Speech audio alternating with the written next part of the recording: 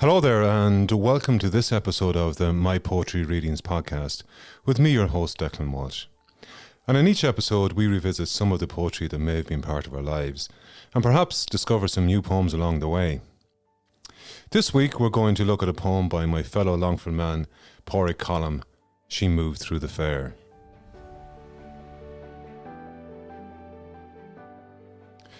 Padraic Colum was an Irish poet, novelist, playwright, children's author and a collector of folklore, and his poetry used a lot of the traditional forms to weave the landscape and legend with image and song.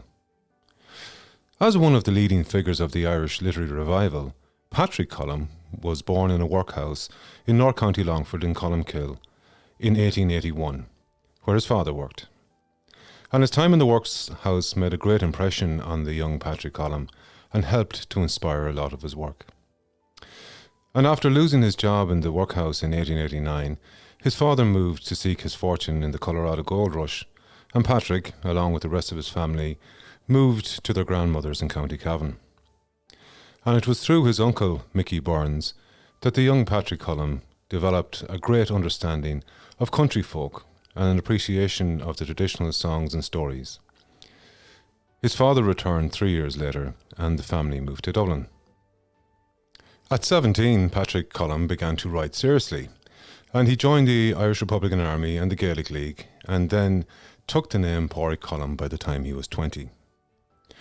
And living in Dublin during this Celtic revival, and a member of the National Theatre Society, he was one of the co-founders of the Abbey Theatre, and became close friends with the other eminent writers of the day, including James Joyce, W.B. Yeats, Lady Gregory, and George Russell.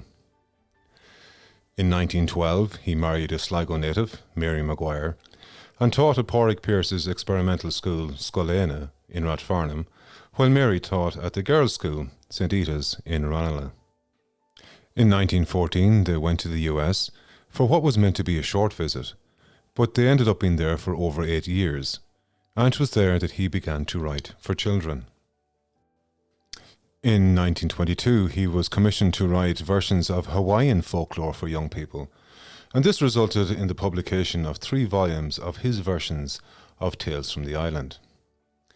In fact, an early edition of these tales was presented to Hawaiian native President Barack Obama by Taoiseach Enda Kenny on his visit to Dublin in 2011. In the 1930s, Padraic and Mary moved to France, where he resumed his friendship with Joyce. And then in 1945, they finally settled in New York, where they both lectured at Columbia University. He was president of the American Poetry Society in the 1950s, and later became a member of the American Academy of Arts and Letters. He published over 50 books of literature and folklore during his lifetime, and most of his manuscripts are in the State University in New York and at Princeton and Columbia Universities. And it is unfortunate that very few of his original papers are here in his native Ireland. Padraic Colum died, aged 90, in 1972 in Connecticut, and is buried in Sutton, County Dublin. And during the final years of his life, he emphasised how the literary source and output was heavily influenced by the childhood that he spent in Longford, saying that he had always tried to use the speech and people of Longford in his work. The Padraic Colum Cruinniú, or Gathering, is now an annual festival in Longford, celebrating the life and work of one of its most famous sons.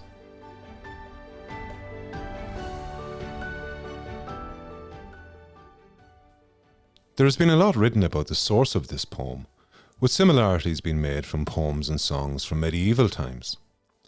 It has been found in both Scotland and Ireland, but it is generally accepted that snippets of the origins were first collected by Colum in County Donegal and arranged by the famous folk song composer Herbert Hughes.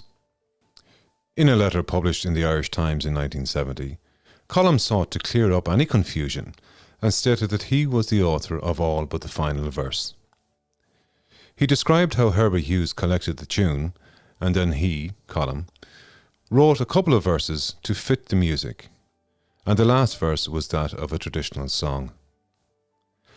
It was first published by Hughes in 1909, and a revised version was published by Colum in 1916 in his works Wild Earth and Other Poems. And it is this version that I'm going to read today. One might think it is, after getting family approval for a wedding, a somewhat joyous tale of two people about to get married. However, it belies the tragedy that the girl may have died, returning as a dream, and hints rather at a potential reunion in the afterlife. But as always, I will leave the interpretation of this up to yourselves.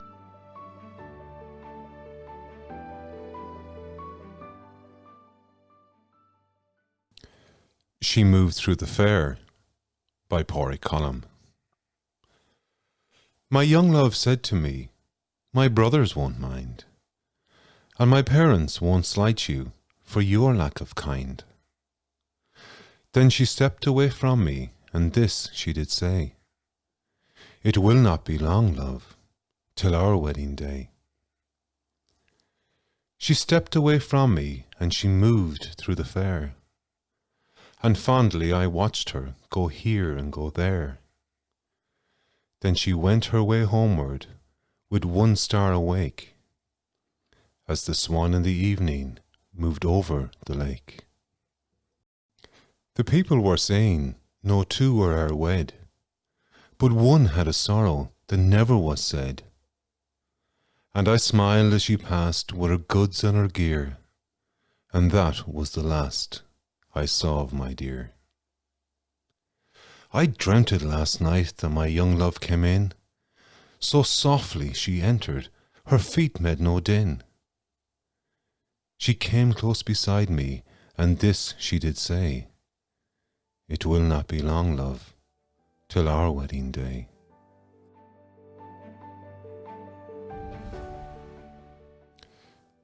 This poem is probably more popular these days as a song, and there are so many different versions out there, and in some cases the lyrics have been slightly changed either to suit the song or to suit the actual artist.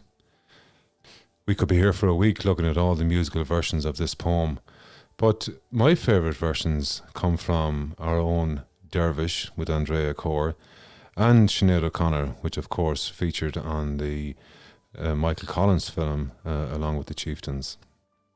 There are also some great international versions of it done by Art Garfunkel, Mike Oldfield and Joan Baez, and some great musical versions of it done by Rory Gallagher and Finbar Fury. Links to some of these performances are included in our Facebook page, and as always I would love to hear what your favourite versions are, and delighted to hear in the comments section either on YouTube or on Facebook.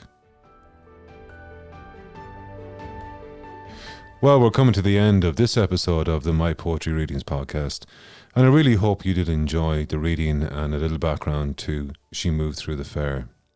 And if so, please subscribe to My Poetry Readings on iTunes, Spotify or Google Podcasts, or indeed wherever you get your podcasts. And if you think anybody else would like to join us on this journey, please share it with them also. And you can also follow the podcast on our Facebook page and YouTube channel at My Poetry Readings, and link to all the social media platforms are included in the show notes below. And as always, I would love to hear any feedback or comments that you may have, or indeed any suggestions that you may have for a future reading. Now, I'm off to sharpen the quill for the next episode. Till next time, slán go fóill.